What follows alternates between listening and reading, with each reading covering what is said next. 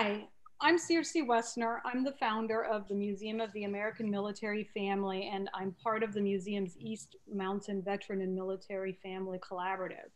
And I'm really glad and excited to co-moderate the program that the collaborative has put on called So You Want to Write a Book, Now What? And I'm joined by my co-facilitators, Sonia D'Ambrosio and Natalie Williamson, and they're both from the museum's collaborative, and I'm grateful that all of you came today. We've assembled a really diverse panel of people today. I'm very excited about this. They're brats and veterans and spouse authors who have written a diverse selection of work, many different topics, many different volumes, and I am going to allow them to introduce themselves. But I also wanted to mention that we have Diane Nine on phone, who is an author and a literary agent. And so we'll start with her to introduce, and then we'll just go around and just speak. We have a few minutes. So Diane? Thanks for having me. I'm Diane Nine, and I'm the president of Nine Speakers, which is a full-service entertainment agency. We work in the literary, lecture, film, TV, and theatrical arenas. And I'm also the author of two current books. The first is called My Life with Helen, about representing the late dean of the White House Press Corps, and more on point to this discussion, Be an Author. Well, cool. How to be an author. Well, I think that's what the focus of this panel is going to be. So I guess let's start up in my corner with Johnnie. Okay, my name is Johnnie Lewis. I am a Navy brat, then became an Air Force brat, then became an Army wife, and have lived the rest of my life near and around Marietta, Georgia. I have 46 books on Amazon, pick one. And anytime someone says, well, what kind of stuff do you write? I said, what do you want written? Very good. Because I'm asked to write an awful lot of different genres and to edit different things, such as my son's PhD on cybersecurity. Oh. Since I know nothing about it, I just edit for English. Right. How about Jim? Okay, my name is Jim Tritten. I live in Corrales, New Mexico. I've been writing since I was in high school, and I'm looking forward to sharing something with all of the people watching this broadcast. Well, good. I know you guys, both you and Jasmine, have great insight from the veteran and spouse perspective too. So Jasmine, why don't you tell us a little bit about yourself? I am Jasmine, I'm Jim's wife, and I did write a story for Circe's book. It's one called Terror that I wrote, and then I have been in 3 other books. One is The Journey of an Adventuresome Dane, and my latest book, and Cato's Grand Adventure. And my latest one is On the Nile with a Dancing Dane, that just was published a couple of months ago. And I think my next book is going to be about Greece. The country Greece? Yes. Awesome. Well, you never know. Oh, the grease that you wipe on top of Greece. Yeah, the country Greece. Yeah. Shelley, how about you? Hi, I'm Shelley Douthett, and I'm an Air Force brat. My dad was a fighter pilot, flew F-4s, and I moved 30 times by the time I was 30.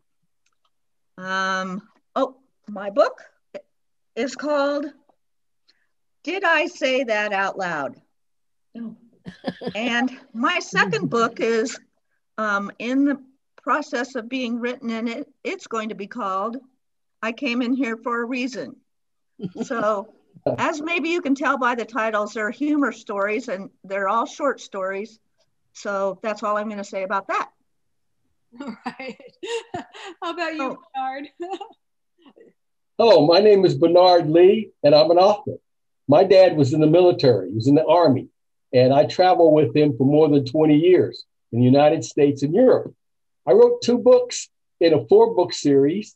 And my first book is Memoir of a Military Kid in the 50s. My second book was a finalist in the American Book Awards and a finalist in the International Book Awards. And it's the second in a series, and it was written about Germany, the 3 years we spent in Ansbach, Erlangen, and Nuremberg. Very cool. All right. Last but not least of the authors, Kathleen Rodgers. Thank you. Before I became a published novelist, I wrote for Family Circle magazine and Military Times. And like Jim, I started writing in high school. I'm from Clovis, New Mexico. I live in Dallas, Fort Worth now. My husband's a retired fighter pilot, and I became a military mama. My son went to war, but I'm the author currently of 4 traditionally published novels. And my 4th novel, The Flying Cutterbucks, is represented by Agent Diane Nine, who's on the panel with us today. And it's great. You have to buy it.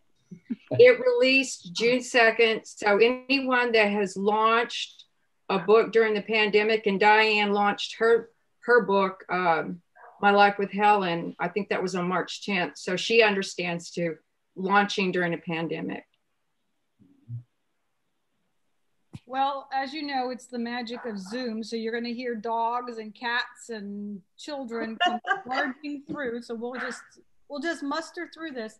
So I guess my first question to the panelists is that what compelled you to write a book? What made you decide that you were even able to write? Or why did you think it was important for you to put your words onto paper? Anybody can speak out on that one. I'll take it. Okay. I grew up, I'm one of 6 kids. I became an author. I became a writer to have a voice. And that's simple. I'm a middle kid. I'm the 3rd one down in a big family, and you can easily get drowned out. So I started writing really bad angst poetry in high school, and I got on the high school newspaper, and I found where I belonged. Nice. Well, I'll go. I started writing because I worked for the Forest Service, the USDA Forest Service, for 33 years, and I was always writing bureaucratic stuff. But inside me was a lot of smarty pants remarks. And so when I retired, I just sat down and started writing. I joined a writing group that's local. I live in Montana, and I live in a bitty town, and the adult ed program got me going on writing, and I started writing short stories. And boy, just like you, Kathleen, mine started out really awful, and they got better and better. And so that's my story. Oh, and why is it important? Because I have a lot to say. And yeah. Okay, I started out journaling. I've been journaling all my life, and I left my country when I was 21, and I came to America. And then everybody always asked me, why did you leave Denmark? How did you leave? And what became of your life? So I had to write a book. So The Journey of an Adventuresome Dane was my first book, where all the answers were for all my family and friends that kept asking me. And so that's how I started. And then I got into writing, and then I just really enjoy. I started writing in 1983. I wrote 56 pages longhand. I put it down. I did not finish that book until 2014. Wow. I am the classic, when I retire, I will do something that I'm not currently doing. And that was to put together a history of our family. And to answer the question that you just mentioned, Jasmine, who am I? where am I from? Where do I belong? And this book tells all the places we visited so that my relatives and people who want to know about a military kid can follow. Well, and I guess that gets me to my next question then, because you mentioned a little bit of who's not doing, this work, or, you have a story that you want to tell. So when you guys did your initial research, did you check to see whether there were other books on similar topics out there? And if you were writing fiction or memoirs, did you actually do research on the internet to make sure that your facts or your dates were correct? I didn't, because I had been journaling all my life and I have everything written down. And I had written letters to my mother every 2 weeks. I wrote everything to my mother. So I had everything. I didn't need to look anything up. That's cool. I have a shoebox of all the letters that I wrote to my grandparents when they died. All that shoebox came back to me. They saved everything. That's really cool. Yeah. Wonderful. So Johnnie, well, I'll come back to you. Anybody else? Do you do research on what you're writing, or do you Google to see whether, if you've come up with this great children's book, that somebody else has already written it, or written one like it? No. So this is Jim. I can speak to that a little bit. Okay. So since I started writing so long ago, and since I'm an old guy, there was no internet when I first started. But I had to do all the things that you have to do. And so I started out, and that's why I switched the background picture. I started out by writing stories while I was working. It was kind of like Shelley. I worked for the federal government for 44 years. I flew airplanes as a pilot off of aircraft carriers. And I discovered that in any organization, especially the government, they always need people who know how to write. Actually, you don't have to know how to write. You just have to be willing to do it. So I learned how to write, and I wrote stories about stupid things that I did when I was flying airplanes where I almost killed myself. And I got those published in safety magazines. And then a complete transition from that is the Navy kept sending me to schools, and I eventually got a PhD while I was on active duty. And I wrote a book that is not visible. But it's called Soviet Naval Forces and Nuclear Warfare, Weapons, Employment, and Policy.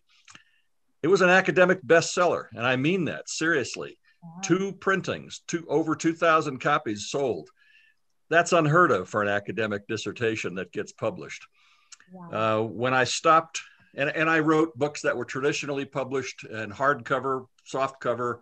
I've been published in lots of in lots of places, but I always had to do the research that you now do on the internet. But I did them in libraries. I did them by sitting down and talking to people. I did them the old-fashioned way.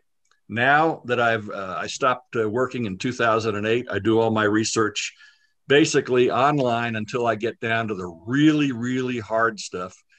And then I have to sit down there and do that usually in person with somebody like a cop or like a doctor or like a priest, where you need real specific stuff that you have to get done. So you can't get it all done on the internet, but you can get an awful lot of it. You can get 99% of it done, but you'll never reach that point of having all the facts right until you have crossed every T and dotted every single I and done what's necessary to make sure your work will not have somebody pick it up and go, yeah, that could never happen. Those people don't act like that. Right. Well, and now I want to ask Johnnie, because she writes a lot of self-help and academic books. When you do your initial research, how do you determine that there's actually a need for these topics? In the case of the 5-finger paragraph and the 5-finger essay, it was needed desperately by moi. It got to the point where I was a 24-year-old college freshman for the second time with a husband and a baby, and I decided to go back to school. So here I am in my 3rd quarter of freshman English. The first 2 didn't take. Sounds like math for me. I could not write an essay to pass the guy at the front desk. That was the simple problem. One class I'd make all F's. The next class I'd make all B's. It depended upon the topic. But I did not know how to write an essay. And it was simply because, to me, essay was a French nail varnish or something. It was, it was meant for nothing more than producing acid in my stomach. So one day when about 3/4 of the way through the third time in freshman English, professors handed out all of the term papers. We'd gotten our term papers back. They were graded. I didn't get one. Dr. Fox, where's my paper? He said, come here, Johnny. So being the 24-year-old, of course, I was the guinea pig to everyone else's 18 and 19-year-old stuff. And he made sure that everyone understood, because he said, Johnny, I wanted you to come up here and see this because everybody's making the same mistakes that you're making. Yours are just more blatant than theirs. So he held up my term paper for everyone to see, and across the front of it in bright red was A+++ over F minus equals C minus. And I said, Dr. Fox, there's no such grade. And I said, what is this? And he said, I wanted everyone to know that this is the best information I had ever gotten from anybody on Wuthering Heights. First off, I asked for 10 pages. You gave me 24. That's too much. And secondly, you can't have a 10-page paragraph, Johnny. And I said, sure you can. It's right here and here and here.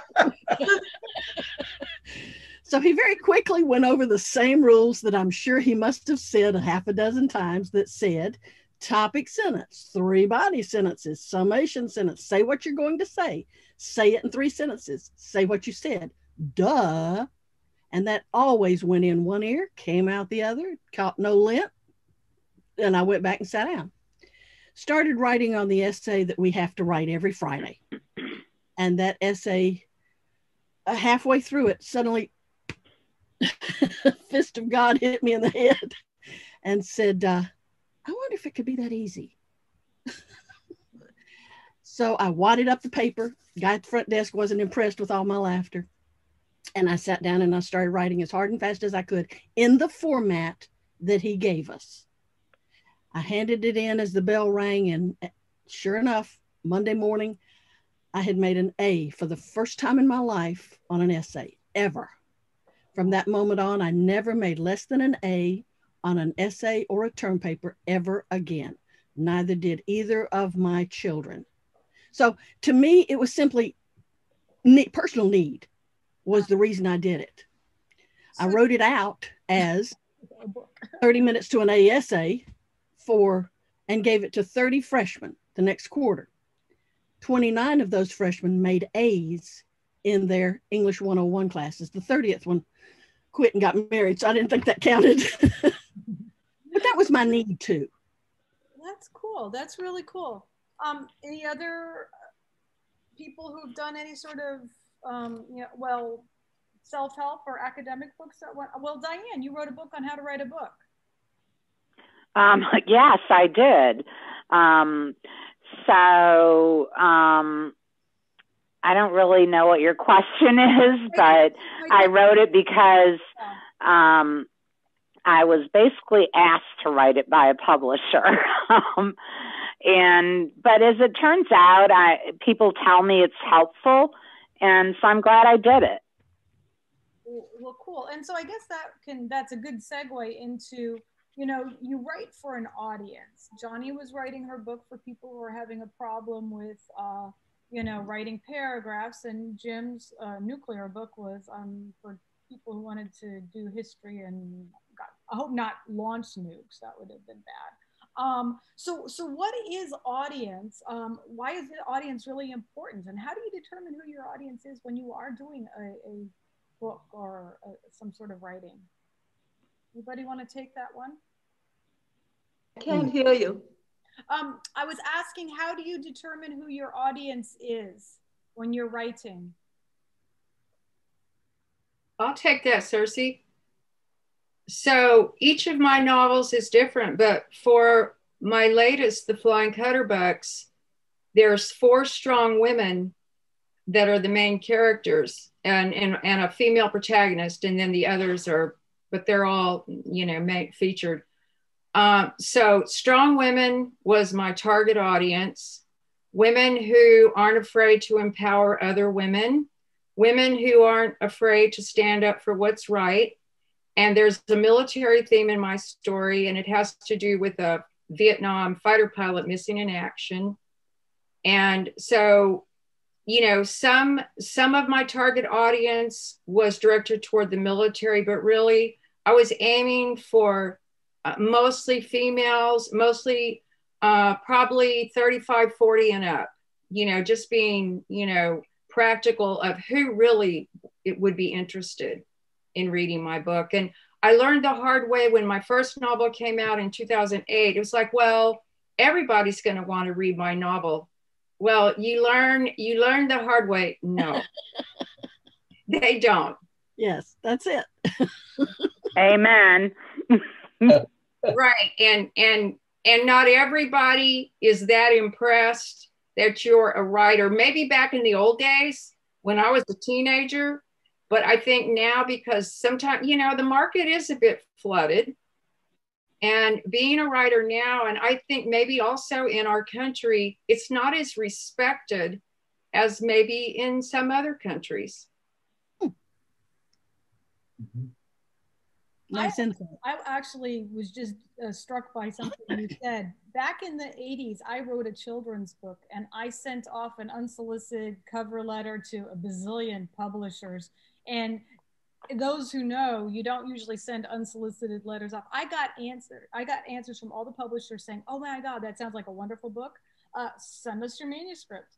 And I sent my manuscript, and every single one of them wrote me some variation of "this really sucks." But I wrote a good cover letter. But one of the helpful pieces, one of the interesting pieces was that the one publishing company said that the book was too advanced for American youth. I would be better off targeting the British youth market. I thought that was interesting, which I never did because I realized the book really was terrible. But I still have it, and I'm working on it this year. I've decided I'm going to revisit that. Maybe it's the new Harry Potter, maybe not. But we need to move on. But I just was struck by, yes, sometimes your market isn't in the US, it's somewhere else. And so how do you decide what stories or what content that you want to add to your books? And what do you do about sensitive material like names or situations that may not be so flattering? Can anybody respond to that one? I'd like to respond to that as a lawyer and an agent. You generally should stay away from unflattering portrayals of real people. If somebody can recognize the person, even if the names are changed, they can sue you. That's good to know. Do like I'm planning on doing with a quote unquote real novel when it does come out. Woman in my hometown in South Georgia murdered 5 members of her family with arsenic poisoning back in the 60s. And her brother, who was a major in the Air Force, threatened lawsuits, if I wrote this as a real piece of work. So I had to wait until she died, and now I'm waiting. No offense, guy, but I'm waiting for him to die before I publish this thing. I could write it as a novel, but everybody in town would know exactly who it was and what they were talking about, because everyone wanted to get interviewed except the preacher. I'm gonna leave it at that.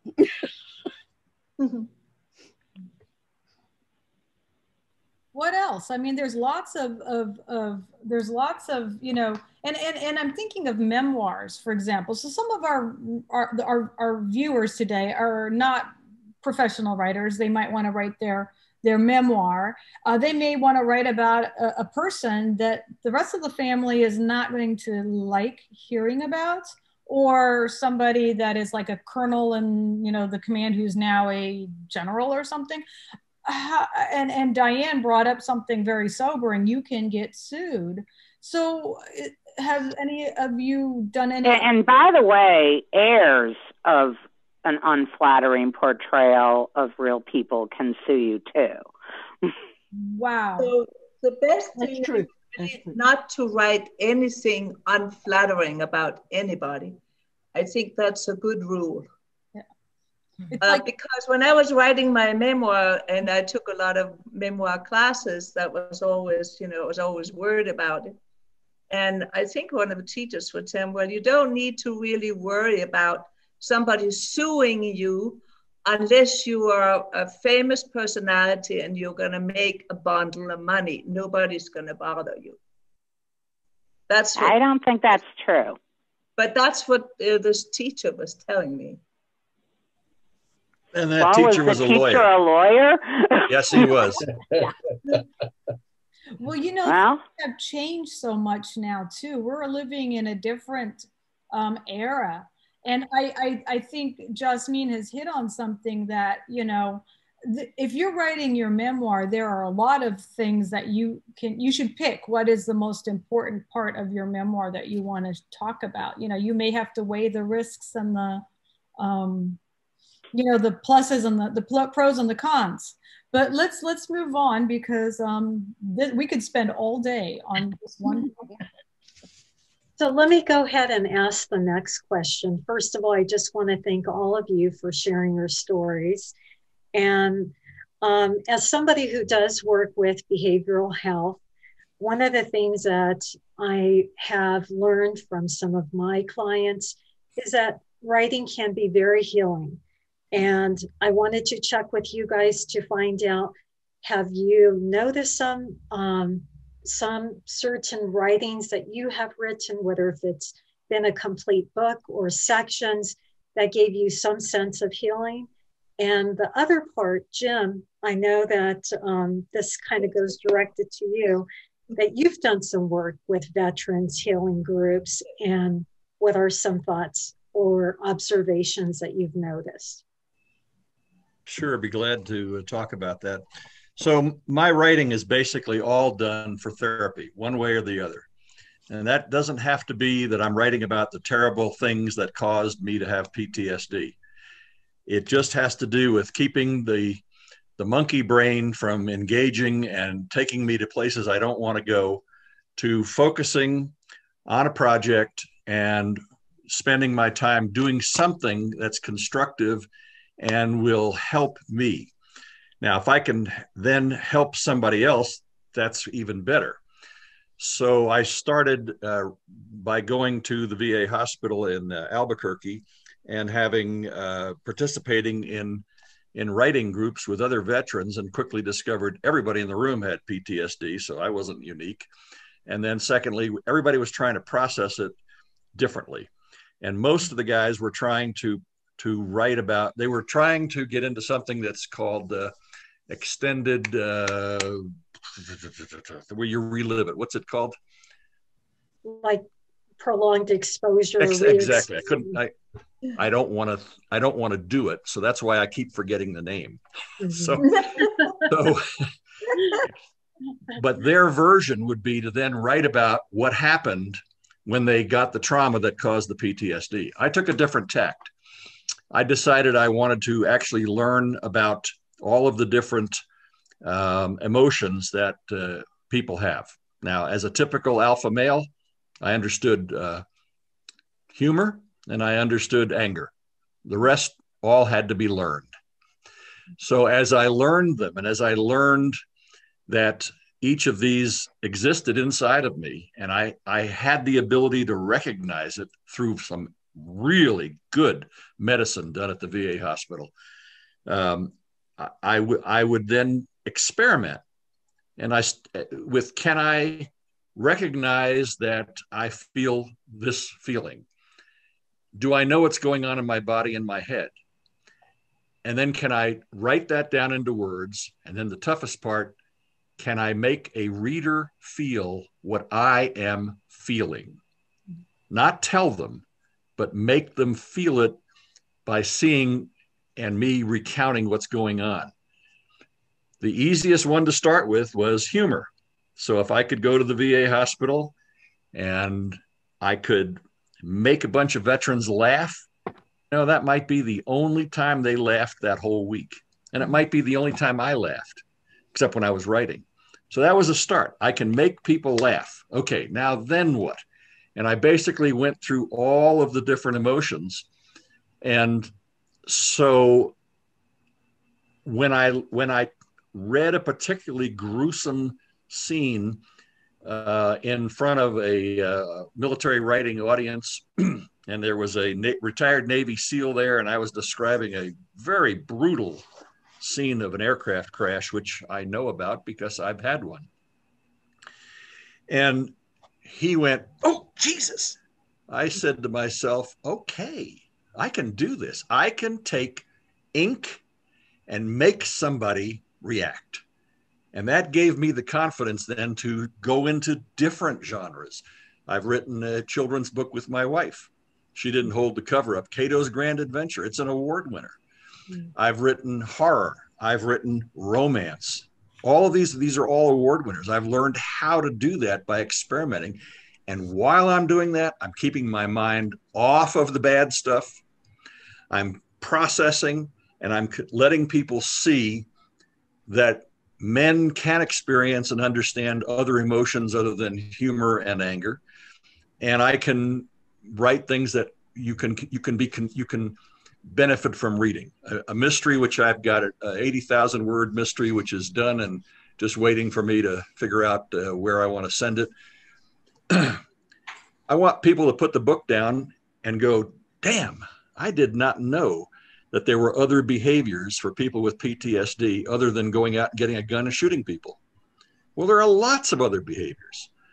And I can tell you that I know how to write an academic article, but I'm not going to do that. I'm going to do it in fiction. I'm going to use fiction as a vehicle to both entertain, which of course is what fiction is, and to educate.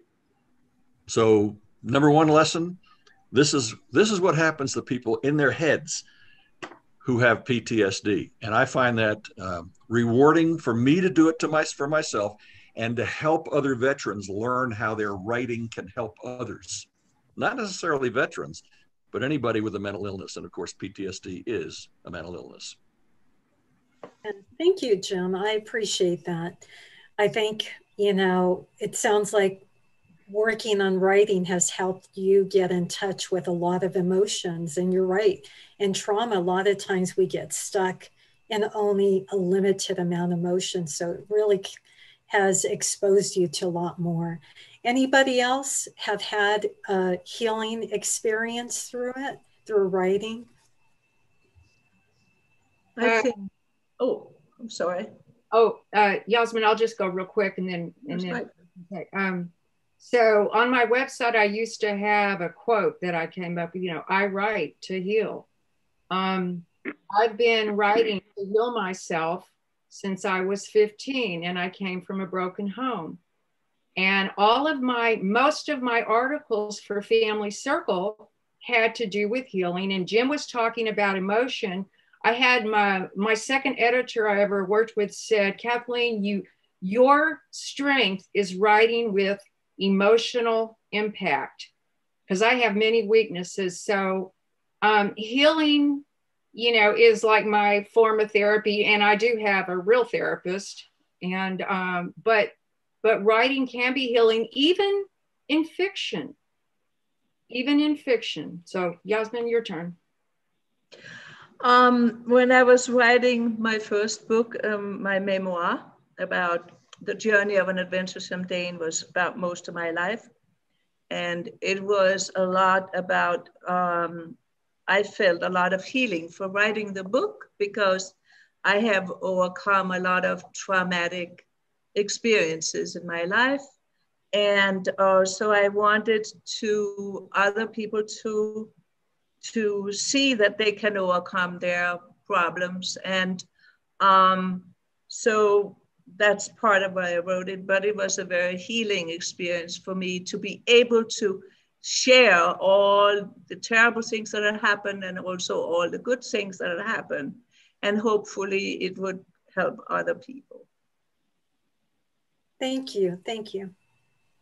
So we seem to be losing Shelley, but she's coming back and forth on, so I'll keep putting her in and she'll be dropping out. So I wanted to say, you know, this might also be a way to capture an elderly veteran's life experience, or, you know, somebody says, oh, nothing ever exciting happened to me. And then you start interviewing that person as like a grandkid, you know, or a neighbor, and you find out their life is really fascinating. So even if the person can't read or write, I think that we can agree that, you know, that dictation software has gotten better, or a handheld recorder, we could record. You know, I'm not just throwing out you should write a novel or a book. Just, you know, go to the nearest place and get us, you know, photocopy it and give it out to the kids. So, you know, just get your story out. It might heal, it might help. It may just be fun. Natalie, any thoughts? Yeah, you know, so in my line of work, I work with children and adolescents and their families. And one thing that I know is children, and they really, they can do a lot of expression through journaling. Sometimes there were times where I did therapy where, you know, maybe they said 2 words to me, but they did a lot of journal writing in therapy, and that's where I really got to know them. And so just wondering, you know, what your thoughts are. I know some of you already started talking about it, that that's how you got started, was through journaling. How do you feel about journaling and writing about how you feel like about military life and experiences, and also, you know, especially right now during the pandemic? What would you recommend to others about journaling? I've been journaling every day, and I've been writing. It's gotten a little bit macabre, but I'm writing down world events, and then I'm writing down, you know, my personal feelings about the pandemic, and I've been keeping track of what's going on in each country. It's a snapshot of history, but also my own little bubble world that I've been living in. My father and I actually wrote an essay a week. We'd throw out a topic and a random topic, and he'd write an essay and I'd write an essay. And so we've made a book, and we've actually published it just for the family. But that essay writing with my 90-year-old dad, and I pick random topics like teachers or God or death. And to have him write an essay on that, that's a wonderful keepsake for the family. And it's also kept us both very engaged, because we could have gone down the spiral depression depths of, you know, pandemicness. So it's been good for me. Very healing. It's ironic that you brought this topic up, because I used to conduct before my better half and I sold our house, everything in it, got in an RV and hit the road full time about 2 years ago. Before that, though, I would conduct seminars, literally, with 6 people up to 75, telling everyone that you have a book in you. Let's pull it out. That was the title of the thing. And the reason was because I started this at a K-Town class reunion, Kaiserslautern American High School, where I had gone part of the time to high school in Germany.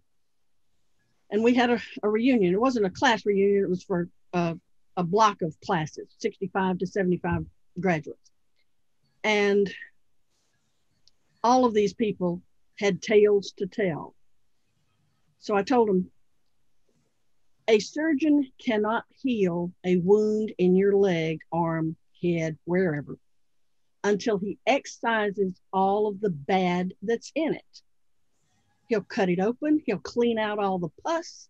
He'll irrigate. He'll do blah, blah, blah, blah, whatever else he needs to do to clean out the bad stuff before he can sew it up. Because if he simply sews it up with all that stuff still in there, it's going to fester and continue to fester and never heal. Writing your own book is exactly what that's for, is to excise the bad so that you can heal it up, sew it up, and it'll heal on its own.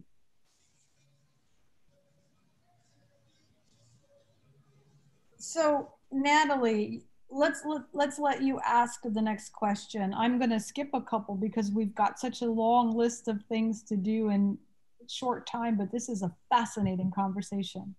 Okay, so any one of you, what is one of your writing tips or maybe your lessons that you could pass on to other people or the viewers that'll end up watching this? I could take that one. You're writing for people who want to hear a good story. So tell a good story. Understand who you're writing for. Be deliberate about what you're writing. Put a little humor in it. Put a little mystery in it.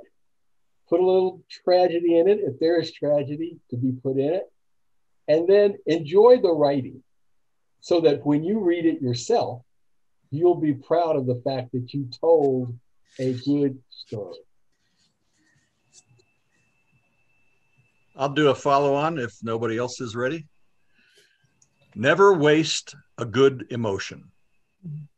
Now, that's a very serious input. Most people start out and they start talking about their writing, and they get into facts.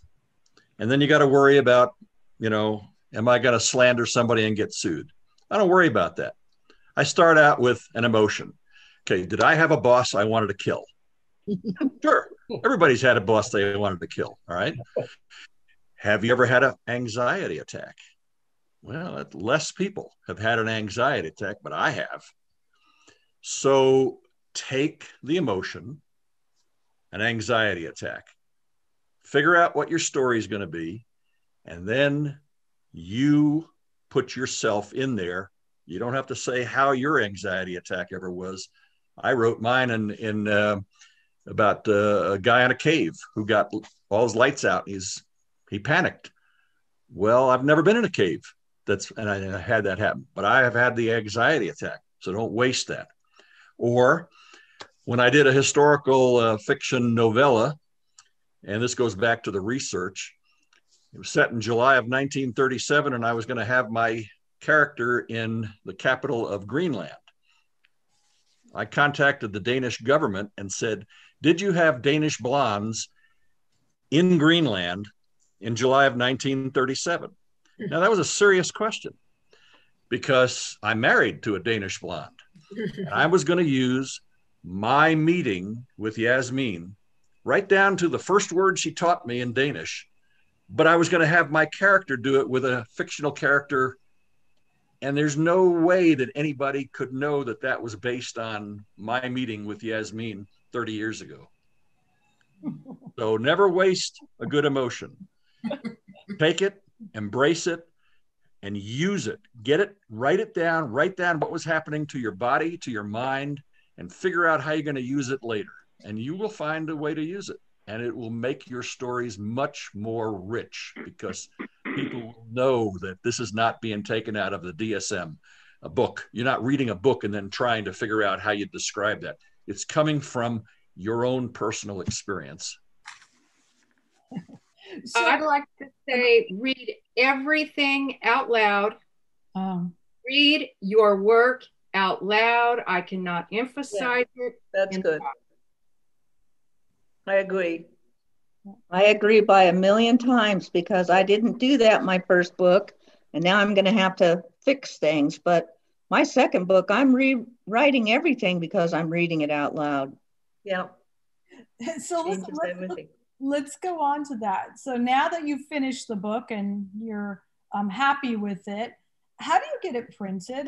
So do you go through an agent? Do you send letters like I did to publishing companies? Do you self-publish? Do you, how do you get your work out there? And I'd like to start with Diane Nine, who has her own agency, to kind of explain the pros and cons of using an agent and what an agent does. Because to me, agent is this magical being that will help you, but I don't know how to even find an agent if I wanted to find one. So take it away, Diane. Tell us what an agent does. Well, thank you for thinking agents are magical. Not many people do. But generally, agents are authors' advocates. We guide you through the process, negotiate for you. We work in the literary industry on a day-to-day basis, so we know the ins and outs, pitfalls. In terms of what we look for, a good, well-executed idea. I will admit it's sort of subjective. It often reminds me of what the Supreme Court once said about obscenity. You know it when you see it. But the only con, and by the way, you do need an agent if you want to get published by a major publisher. I don't know why that is. There's even a cliche that goes with that. Some of the bigger publishers say something like, we don't talk to people, we talk to agents. And of course, by some line of reasoning, I'm always thinking, well, does that mean you don't think I'm a person? But nonetheless, the only con I can think of is that traditional publishers take a while to put the book out, and they are in control of the process. They don't usually make many changes, but if you want immediate gratification or control over every aspect of your book, you should self-publish. I have to throw this one out. I have 46 books on Amazon. I have at least 250 rejection letters from publishers, or did before the house burned down. And got rid of them for me. But seriously, the book that you're talking about writing many, many, many years later, mine started with greed. My husband introduced me to a person that worked for him. We went to her house. Her roommate had written a romance novel, sent it off to Harlequin, which at that time, 35 years ago, was the only place in town to get a romance novel published. So sent it off to Harlequin. I said, I can do this, especially when she said that she sent it off. They sent her back a letter 6 months later that had a check in it. The letter said, if you choose to endorse this check, you are giving away all rights to your book, no residuals, no royalties, nothing. She looked at the amount and it said $50,000. And I said, whoa, where's that ink pen? I can do this. So $50,000. Wow. Wow, it's a great story. Since both of us were business majors and neither of us knew diddly about writing a romance novel, my better half and I went to the nearest B. Dalton bookstore and said, now, how do you write a romance novel? And there must have been, 300 different varieties on the walls. So we said, well, maybe it goes by, you're supposed to go, I'd never even read one. Didn't have a clue. So I thought, maybe you go by what's on the front cover. So both of us having Scottish heritage, we picked one book with the guy with the kilt on and another one just because it was thick. So I have figured out that there are two different kinds of romance novels, thick and thin. So we bought one of each. Read the thin one, it was fine. Take you up to the door, close the door in front of you. The thick one, one night Jimmy couldn't find me, so he came looking and he saw a light glowing through the bedspreads. And he pulled the bedspread back and he said, what are you doing? As I'm shining the light on the book in my hand. And I said, I'm hiding from God because if he catches me reading this smut, he's going to strike me dead. So I knew that novel had to be somewhere in between because it wasn't a prayer of me writing anything like that. So the deal is wait 30 years, go ahead and write your novel. He finally read the novel 30 years later, and he came in one day with his fingers in the book and said, is there a sequel to this? And I said, no, I wrote it 35 years ago. And he said, there needs to be, get on it. Well, since then I've written 9 children's books and haven't gotten to his sequel and he's upset. But go ahead and do it, seriously. Yeah, good. So listen, Sonia needs to leave, so she needs to go, but I wanted to thank her for being on the panel. And that means that we are now getting long in the interview. So let's keep going really quick. Bye, Sonia. Thank you so much. Goodbye. Thank you, everybody. Bye. Thank you. Okay, typing and editing. So now you've written your book 30 years ago or now, typing and editing. And I think this is the hardest part, in my opinion. And there is nothing worse, and I know you've all had this happen to you, that a friend hands you a 500-page, roughly handwritten manuscript and asks you to, like, please look this over as a favor. So how do you work through either editing or typing your work? I know Shelley has helped a friend self-publish, and I imagine Diane has some good tips on typing and editing. And also, Diane, does an editor then go, an agent also edit the book too? We do light editing, but oftentimes we feel the need to refer people to a professional editor. But beware of those also, because over the years we've found that there are a lot of people who hang out a shingle and say, hi, I'm an editor, and they're worse than what was originally written.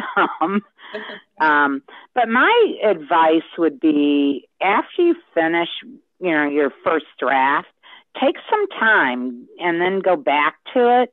And then, as somebody else mentioned previously, I think reading your manuscript aloud is very, very helpful. Yeah. Shelley, So Diane, what other services would a literary agent see? I'm just wondering, I'm not expecting to go with a big house or anything, but I would like to get my book out there better than I've been able to on my own. So do you have some advice about that? Well, find an agent who works hard for you. I, in my capacity, have sold books as long as a year and a half after they've been submitted to me, after I have the final draft. So if we believe in something, we keep working on your behalf. And I do believe that there's a legitimate publisher out there for anybody who's patient. Okay. Well, so be patient. Think how many times, like, J.K. Rowling or some of these other people have been rejected, right? So there are notorious stories like that. J.K. Rowling's is just among many. For instance, John Grisham. Did you know that his first book was actually A Time to Kill and was rejected? Then all of a sudden the Firm hit, and all of a sudden Random House, which published the Firm, said, do you have anything else? They brought back A Time to Kill. I mean, once you find a publisher, provided the relationship is good and your first book does well enough, usually publishers want more from you, and a good agent can negotiate higher and higher advances. Okay. So if you've already self-published a book and you have a second book, would you recommend finding an agent to do better with the marketing, or? Well, the second book would have to be completely unrelated to the first book, because usually publishers are very reticent to take on self-published books or anything related to a self-published book, with a few notable exceptions. And the reason why we know about those is because there's such the exception to the rule. But generally, if it's a brand new work, unrelated to a self-published work, you should go for it and try and find an agent. Okay. So let me ask Kathleen this question. So tell us your process. So you've been traditionally published. I don't think that's the real word, but it means you're traditionally published. You've gotten an agent and you've gone to the publishing company. So tell your viewers just the process of how you get to your book being published. You wrote it, and then what are all the steps to get it onto the bookshelf so I can buy it? So again, The Flying Cutter Books is my fourth novel. I've had, to learn the hard way, but write, revise. And then I did my research. And before I ever sent out queries, I found a good copy editor. This is someone I met in person at a writer's conference. And I interviewed her, and I talked to several other authors who she had copy edited their work. So before my manuscript ever goes out, it's copy edited because I have many weaknesses, and also formatting is not my forte. So I get everything copy edited. Then I research. Now with Diane, I had a previous agent, left that agency, and a client referred me to Diane, and Diane was kind enough to take me on when all she had was an idea. She had a 1-paragraph premise in a query letter about the book I wanted to write. So the pressure was on. Diane Nine was representing me, little girl from Clovis, New Mexico. Wow. So what I did is, sometimes you need pressure, and Diane, I need pressure again, but sometimes you need deadlines. And I got to work, and even though I'd already had 3 other novels published for me, and I'm just going to come out and say it because a lot of writers don't like to talk about it, I have to plow through the self-doubt every single day when I write. And I just believed in my story, and I knew Diane believes in the premise. And so I wrote and I wrote, and then I gave myself a deadline. I wanted to submit the manuscript on my 60th birthday. And I wanted to do it in New Mexico where it's set. So we went to New Mexico. I hung out with my mother for my 60th, and I submitted it to Diane. And then Diane went through her process of pitching it to publishers. And then once Wyatt McKenzie Publishing came on board, then I did some more tweaking, and then they did their version of editing. So my book has been highly edited, and then the publisher's traditional, so they have it, they use distributors, and that's how the book gets out there. I don't know if that really answered. That was good. Yeah. As professionally as maybe Diane could answer it, but so let's go on to the self-publishing people. Who has self-published something here? Okay, so very quickly, because of the brevity of the situation, which companies have you used, and what does a self-publishing process look like? Well, I started with a writing group, and the writing group with the Society of Children's Book Writers and Illustrators, and I found a editor, Urban Book Editors, LLC, and she did a very, very good job of giving me guidance as to what I needed to do next to get my manuscript in shape. I also found an illustrator with the Society of Children's Book Writers and Illustrators, and she did a cover for me for my second book. What I found was you can never edit enough, but a writer who likes to write and likes to get that work out can't waste time doing their own editing. And so I left that to my editor and my illustrator, and I've had fairly good success with that. The second book, I took a little more time myself helping with the editing in terms of how it flowed.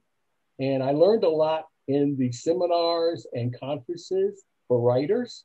I belong to the Georgia's Writers Association, to the Atlanta Writers Club, and I go to all those seminars, and so I really take notes and I pay attention, and that has helped a lot in self-publishing.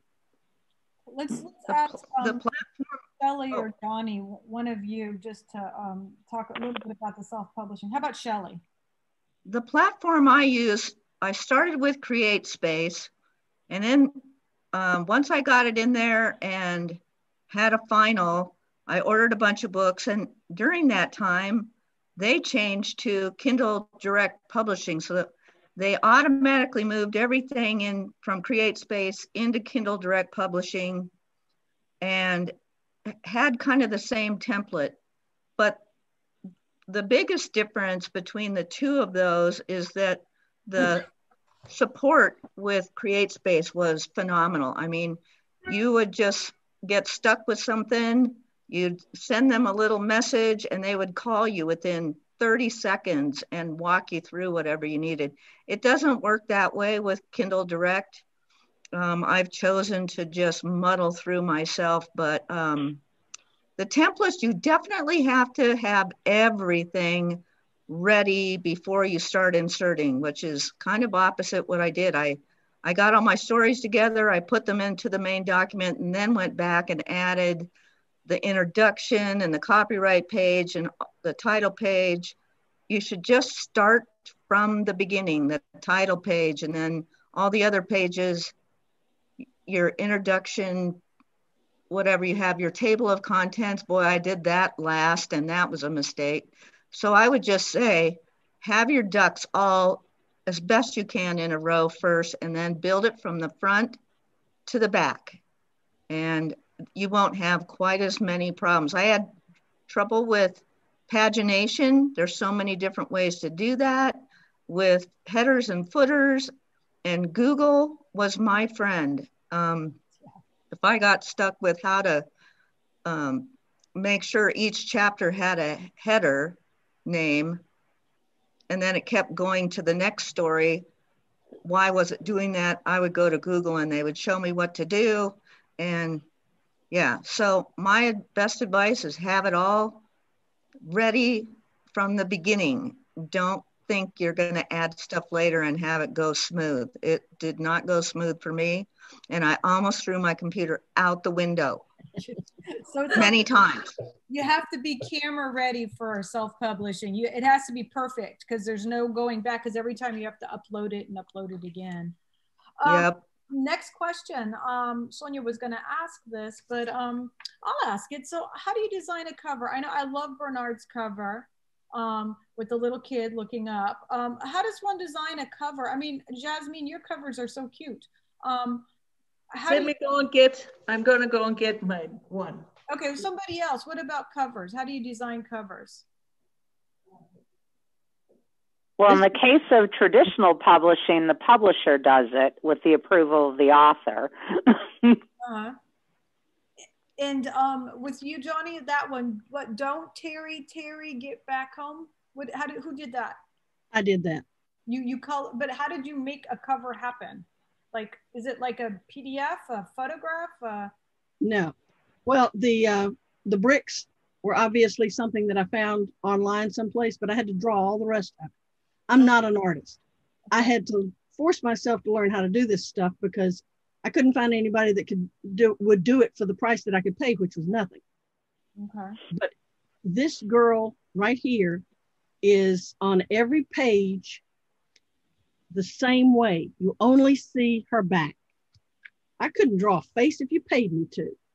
You can only see Terry's back. So you see Terry on every page, and you see either her head or something. So I had to write the entire thing planning on only seeing Terry's head. So I literally had to make something that she could be everywhere, but she could be anybody. She doesn't necessarily have blonde pigtails. She has dark skin, but you can't tell if she has black hair, blue eyes. You can't tell any of that. It made it generic. In Kindle Direct Publishing, they have a separate place to go, Cover Creator. Right. And you can use that to create your cover.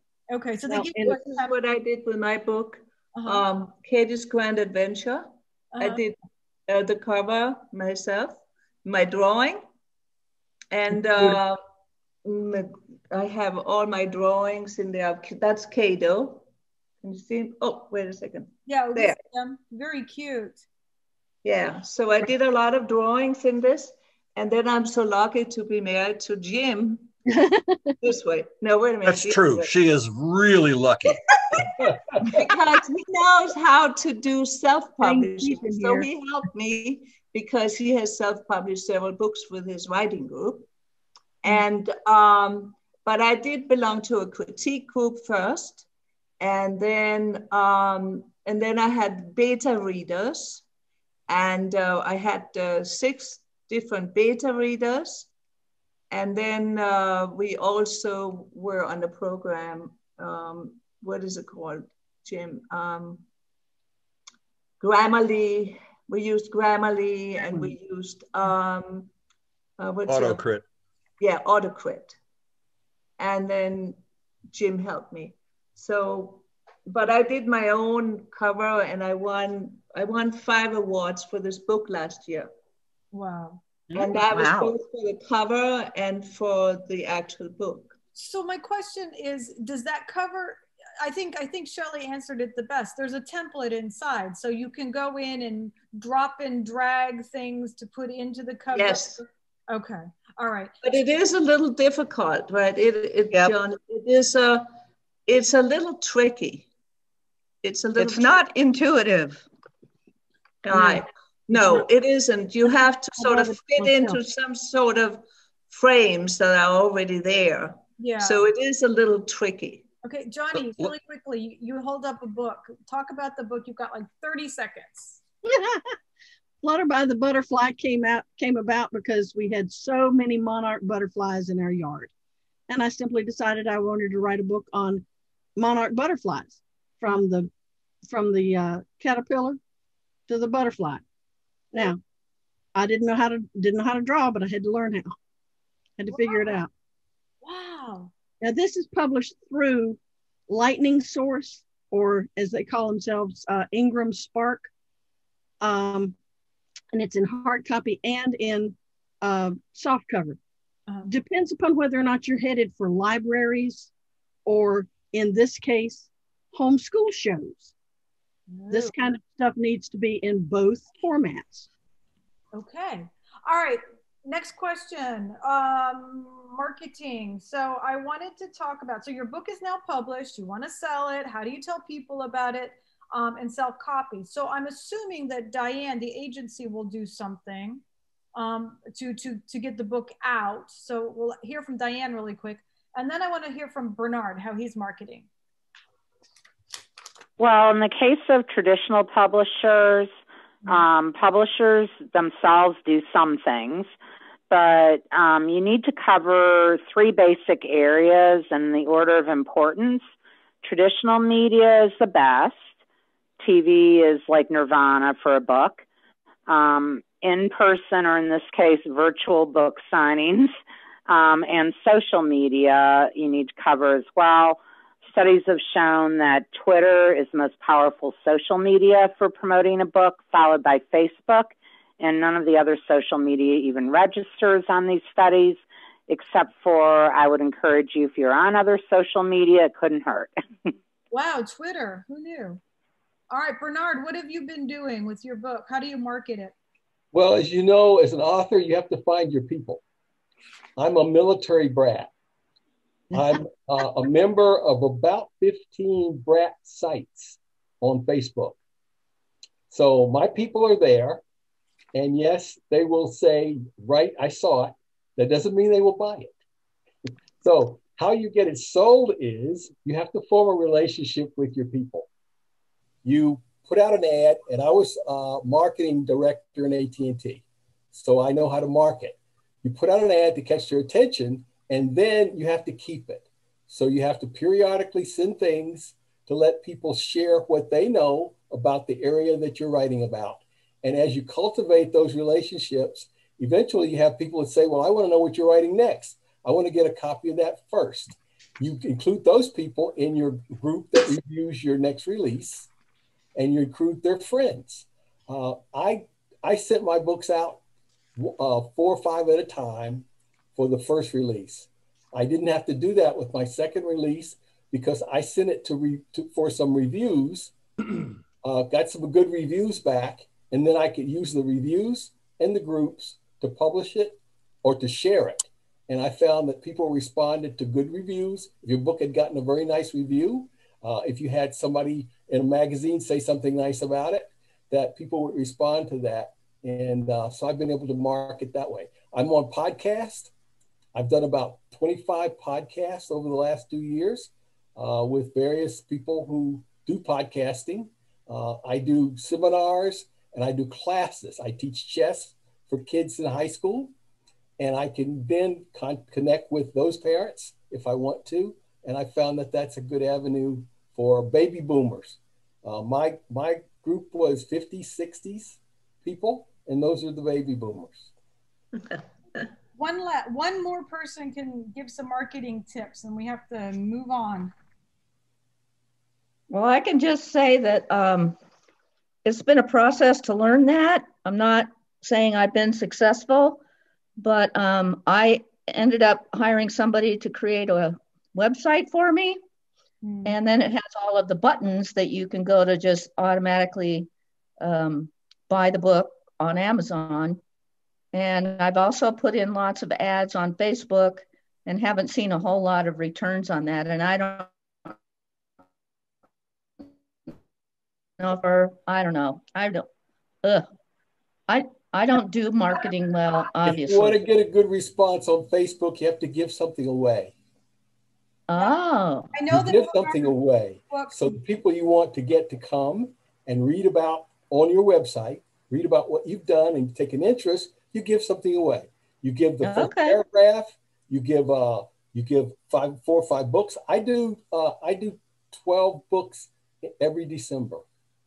So I give 3 books away each week in December, and I've just finished. It generates a lot of buzz for your books. Thank you. I want a book.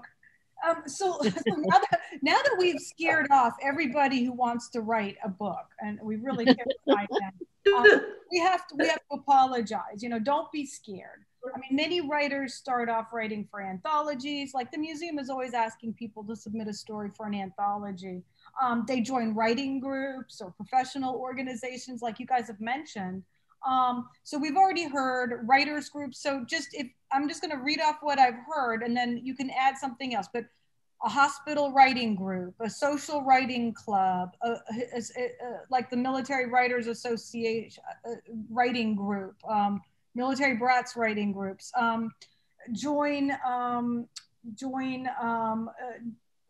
I have a friend that's writing poetry for contests. He keeps seeing all these requests for contest entries, and he's just writing for contests, and he's winning prizes, and he's getting published. He's having fun. And he's not like becoming a bazillionaire or anything, but he's in a South African publication, and then he's in one in Vietnam, and he's always writing for contests and anthologies. What other ideas, just to get your feet wet about writing? Well, I don't mean to be so negative about writing, because I self-published because I wanted an instant result. I wanted to see my book as a book. And I can't tell you what a great feeling it was to have that in my hand and go, I did this. So from that standpoint, it is so worth it. Whatever I went through, it's so worth it. Yeah, absolutely, Shelley. I'm a control freak. I have 4 younger brothers. I grew up telling them, Sissy knows everything. Shut up and listen to me. Hey, Natalie, why don't you ask the last question on that one? Are you talking? Okay, so about any last? Do any of you have any last thoughts for viewers about any part of the process, or or perhaps maybe like some sort of word of encouragement for people that are looking to write books? Actually, I'm thinking now, listening to you guys, that I need to start writing books, but or have my children do it, and then so they can do all the work and I can watch them do it. But yeah, any last thoughts on that, or any words of encouragement? Because it has been very encouraging. I can take that. Okay, Diane. So I think writing is like a muscle. It sounds cliche, but the more you exercise, the stronger you get. So keep writing. Very good. Very good. Kathleen, did you want to say something? I was just going to say, don't be afraid to announce to yourself and the world that you're a writer. And there's writers and authors. A writer is a writer because you do the work. An author is an author when you're out there promoting your work. And it's okay. Let's say you've got a book coming out August of 2021. It's okay if you would have started promoting it months ago, just not heavy promoting, but just, hey, I've got a book coming out. Here's what it's about. And then instead of always the constant buy me, buy me, buy me, it's fun and creative to figure out how to sneak in themes that you're writing about, with even if it's a photo of your pet or something going on in the country or the world. And if you figure out, you can slip in and say, hey, I'm writing something similar to this, or I'm writing about that. But for me, when I declared myself a writer at the age of 15, I had no idea what that really meant. But I put the statement out there. I think Jim or somebody earlier said you hang out your shingle. I can't remember. But and then it's like, okay, you become this person that you want to become.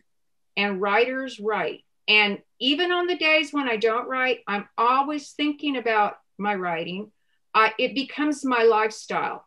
So I'm not just a writer when I sit down at my computer or when I doodle or write in my index cards or spiral notebooks or journals. I am a writer in my dreams, and I use everything. Everything is grist for the mill. Any last? Yeah, Jim? Yeah, I'd like to just try to end on a positive note and say all of these obstacles to getting something published and making the New York Times bestseller list do not have anything to do with you wanting to write. If you want to write, write. And if you don't care about making the New York Times bestseller list, it will cost you zero, nothing, no dollars to publish a book. You can do that on KDP. You can do all of your editing online. I'm not saying it's as good as what you would accomplish if you went down the traditional publishing path.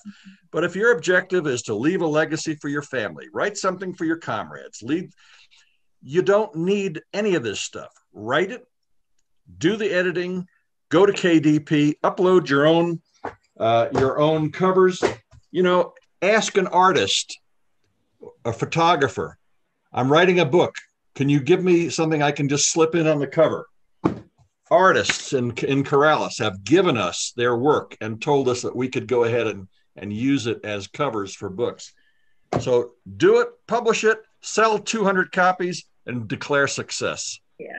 And thank you for saying that, Jim. And I just want to say that I admire you for your dissertation and the success of it, because only 3 people read mine, and those were the 3 people on my dissertation committee. But I feel very accomplished. So, but no, I'm very impressed with yours, Jim. I was serious when I said it was an academic bestseller. I don't know any other dissertation that's been published twice. It's amazing. Two printings, you know. There's nothing better than going to a PTA meeting and your granddaughter is introducing you to whomever and looks at the other person and says, "This is my grandmother. She's an author. She's an author, you know." Nobody knew that, but Avery did. And that was the best part of being a writer, the very best part. I helped a friend of mine self-publish his book, and his son is a fly fishing outfitter, and he was so tickled when he got the book in his hands, because it was a beautiful thing. And when we were working on it, he kept getting frustrated with his computer, and he kept calling it you bastard.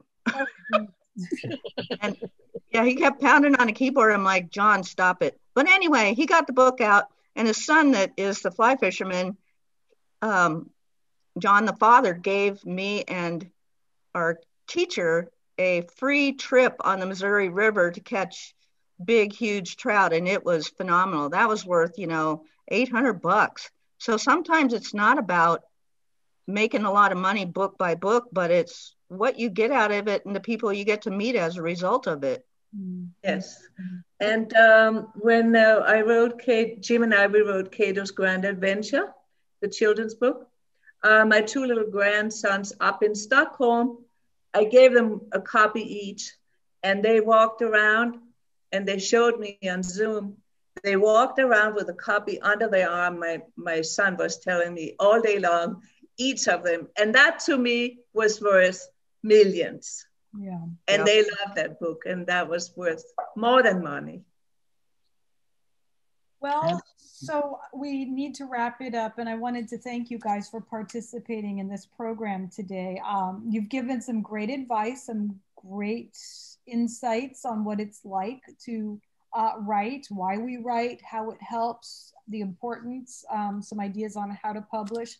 I did want to ask Diane really quickly before I give my commercial break at the bottom. Diane, how does one find a good agent? Does one just Google it and write agent, or is there like a, I know when I'm looking for a psychiatrist or a psychologist. Well, my favorite site to look for an agent is called Publishers Marketplace. Okay. And they list agents by every area, region, etc. I don't know if it's that important these days to have an agent located where you're located as a writer, but that's my favorite site. Okay, good advice. And in the olden days, we used to have a big book called the Writers Market. Is that the same? Writers Market Digest. Yes, it's by the same people. Oh, okay, good. Well, that was like the Bible. It cost forever. It cost a boatload, but you bought it so that you could know where to send your things. All right, awesome. So I wanted to thank you, like I said, and I needed to thank our sponsors at this point. Our podcasts and our programs at the museum have been brought to you by the National Endowment for the Humanities, the New Mexico Humanities Council, New Mexico Arts, and several Brat and service organizations. I wanted to thank our viewers for tuning in today. I'd like to encourage you to follow us on Podbean. I will be posting this on our Podbean site in the next couple of days if it actually recorded, which I hope it did. And I will put links to all your author pages and your agencies and anybody else you would like me to put a link to, a writing group if you want to, in the comments underneath the podcast. So I will be turning off this meeting in a second, but I just wanted to thank you guys and thank you, wonderful people, for sharing your advice. Thanks for asking. Yeah, thank you. I want you to sharing your stories. Yeah. Thank you, Circe. Enjoyed it. Thank you, and stay safe. Mm-hmm. Happy New You too. All right. Thanks, Susie. Bye, Circe. Okay, bye-bye. Thank you.